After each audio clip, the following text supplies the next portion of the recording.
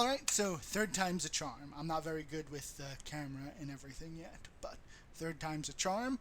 If you recall, last time I mentioned we were going to do another book report because it helps me understand what I'm reading, to dive deep into it, to, write out some thoughts. And if I'm going to do all that, I'm going to think it through this much. I might as well share it because everyone shares a whole bunch of thoughts on the internet, and I might as well share something that's different than, a picture of, you know,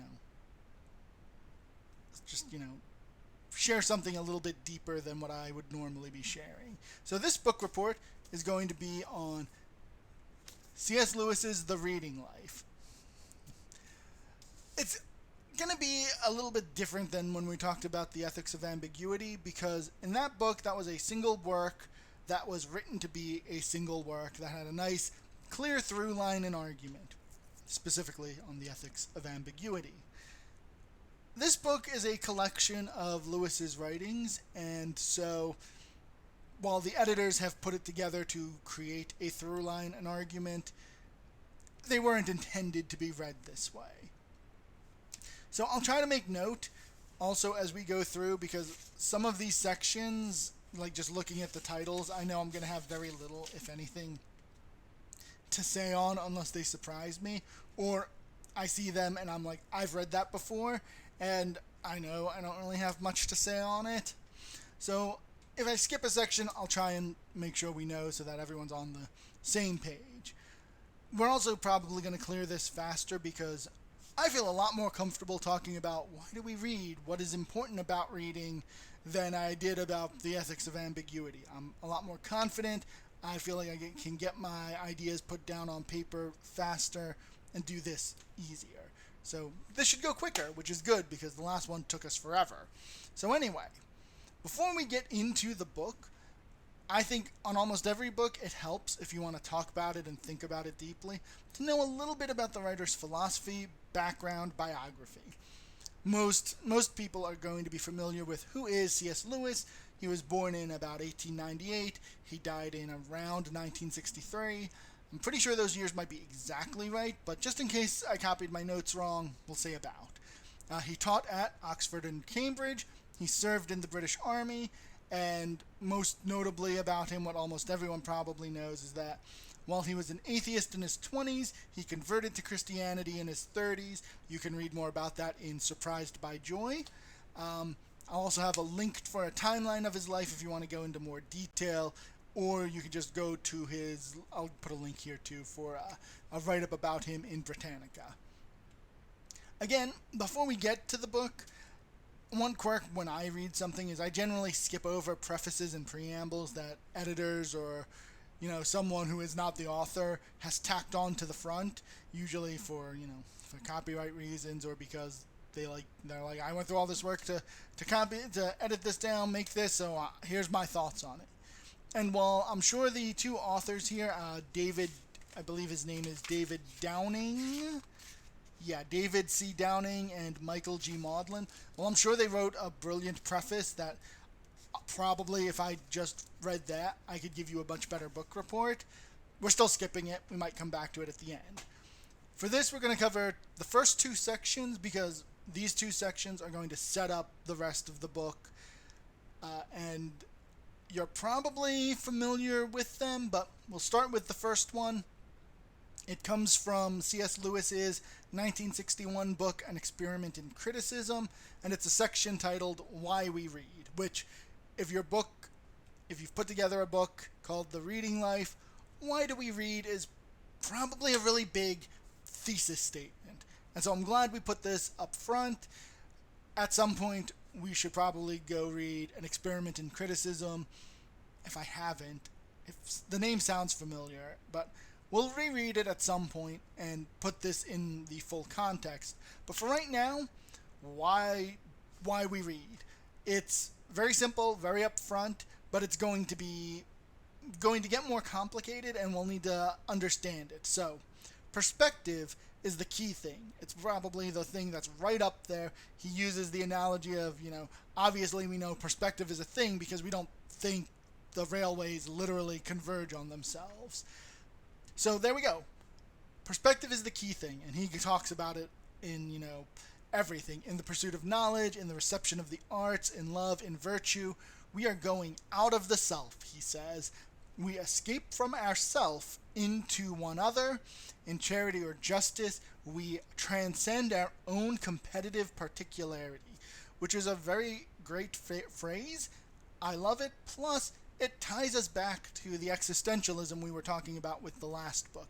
This idea of transcending the self and how, you have to interact with the other.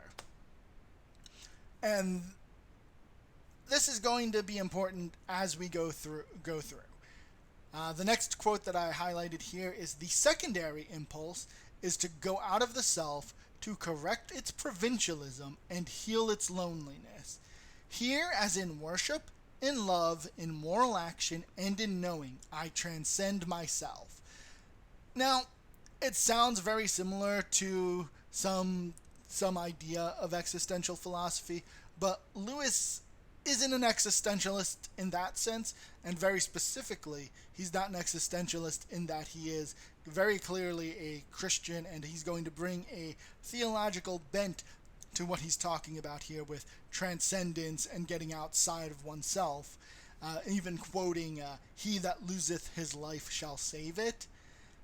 And there's an interesting connection back to Beauvoir and the other existentialists, and I am personally curious how familiar he was with their writing, because if you recall from the Ethics of Ambiguity, they're fairly contemporaneous, and so at some point, if a book like that exists out there, I kind of want to track down and see, did existentialism influence Lewis? Because this word choice is, I feel the words are obviously chosen deliberately, but it's curious. I can't say that there's anything definitive here, but I'm interested, and maybe we'll come back to it. But the point here is that it's not just that the perspective is key here. Lewis says that we delight to enter into other men's beliefs, but reality, even seen through the eyes of many, is not enough. And so he's saying we don't just want to have a feeling for someone else. We don't just want to hear what someone says. We want to literally enter into their beliefs. We want to see reality through their eyes. We're trying to gain a true understanding of this. And so the good of literature, per Lewis, that's a direct quote, the good of literature is that it admits us to experiences other than our own. And that's the why of why we read. It's the joy of seeing new worlds through others' eyes. It's right there on the cover. Makes my job of finding that thesis really easy. You want to read. Why? To see new worlds through others' eyes. And that encapsulates this first part that we need to thoroughly understand before we move any further. But there's one other thing. So he's sold you on the why. This is why you should read. But how do you know that you're a reader, per se? How do you know that you're a true reader? Which brings us to his second piece, how to know if you're a true reader. I want to make sure, because I think that's literally the title. And you think since I've done this now like 2 or 3 times that I would have remembered my notes. But yeah, how to know if you are a true reader. Which nowadays we hear something like that and it kind of sounds like a BuzzFeed style quiz, like how to know if you're a Game of Thrones fan, how to know which Harry Potter house you belong in.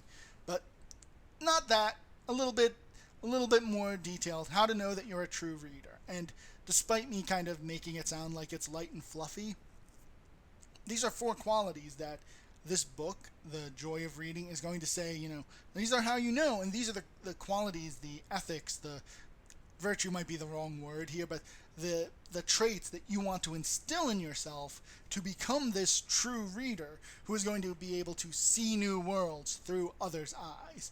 So let's go through the 4 qualities that he brings up. This is going to be fairly quick and easy.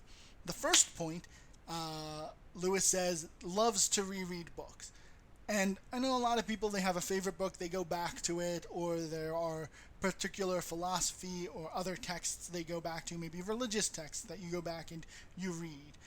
But Lewis is talking about that, but if you're familiar with both him and Tolkien's other writings on the importance of fairy stories and things like that, he's not just saying you go back to read these things because they're good or interesting or, life affirming. You go back to them because as a true reader, you get something different out of the books as you change and as you see new worlds through others' eyes. Repetition's really important, so that's why we're doing it. And that's why Loves to Reread Books is number one here. It's not just that denotative quality, that this is a thing you love to do. It's essential to being a true reader to Lewis here. And when you read this section in isolation, you probably won't catch that.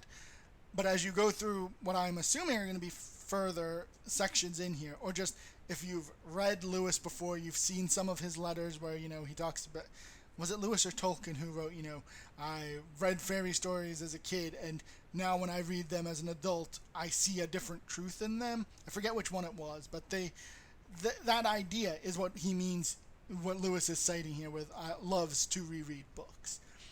Next, obviously, you can't be a true reader unless you value reading as an activity, but not as an activity as last resort, right? Like, to be a true reader, you've got to be one of those people who turns off the TV, shuts down the computer, and goes and reads a book, or I guess reads a book on your computer, or reads whatever, right? It could be a blog, a magazine, whatever. The point is that you choose to engage with the world through reading. Pretty basic. The third is that some things that you read change your life. And this isn't necessarily got to be a large change. It doesn't have to be like, I read that and I converted to X, or I read that and now I fundamentally have changed my philosophy on Y. But if you're reading things and they're not changing you, then you're not a true reader, right? You're skimming the surface. You're reading things that are, not doing what Lewis is talking about when he's talking about the joy of reading. And there are some things that you're going to read, and I'll admit, I read a lot of garbage fantasy and sci-fi, more when I was a kid than now, just because of time. And yeah, some of it was like, wow, I never thought of, that sort of adventure or that sort of thing. But they're not life-changing in the same sense that you think of when you think of someone who, reads a book and changes their religion. But those alterations, just, again, seeing a new world through someone else's eyes, like seeing, Faerun, or seeing Middle-earth, seeing something like that, is still a life-changing experience. So if you're reading even what people will call garbage sci-fi or fantasy, you could still have this sort of experience. I read the Foundation trilogy fairly young, and some of those ideas were really big, and I didn't understand at the time. I went back, reread them in college, made a lot more sense. I understood that the mule wasn't an actual psychic animal. It was, a mule, that was a name of a concept of something totally different than what I thought as a kid. But the point is, even though I was a kid and I didn't fully understand it, it still changed things. And that's what he's saying here. Note again that of all these things he's talked about, he's not talking about the quality of what you're reading. Like, for a lot of people maybe 5-6 years younger than me, or even people my age, Harry Potter was probably going to fall into this life-changing experience that he talks about here. Even though, again, maybe Harry Potter is higher quality than some of the garbage I was reading in middle school and high school, because I read a lot of really bad sci-fi and fantasy then. But it still is going to give you this life-changing experience.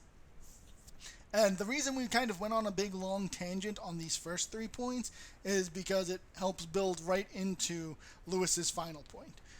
A true reader, man, someday I'm going to be able to say that cleanly, continually reflects and recalls what one has read. And it's true, right? If you're seeing new worlds constantly, if you've got a whole lot of other people's perspectives in there helping you understand life, maybe you don't break out a specific, like, I have a Shakespeare quote for every occasion. But some of the ideas that Shakespeare has shared, or that you've picked up, There are like phrases and ideas from Things Fall Apart, for example, that, I see something and I'm like, I make that connection. And most people who have read a lot will do the same. And there you are. Those are the 4 qualities that the joy of reading is hoping to instill in someone. And we're going to cut it off here after these 2 parts, because everything after this is going to be reinforcing these 2 things. It's going to reinforce the why should we read, and how do we develop these 4, maybe we can call them 4 virtues, these 4 reading virtues.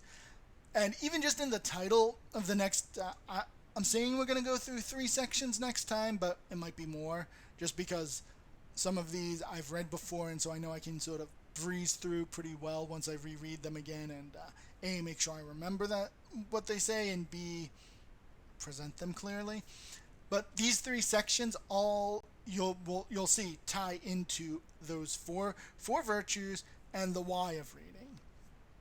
The 3 sections are why children's stories are not just for children, literature as time travel, and why fairy tales are often less deceptive than, and the quotes here are his, than realistic stories. So, I think the first and the third I've read before. Literature as time travel is such a good topic, a good title. I think I've seen it.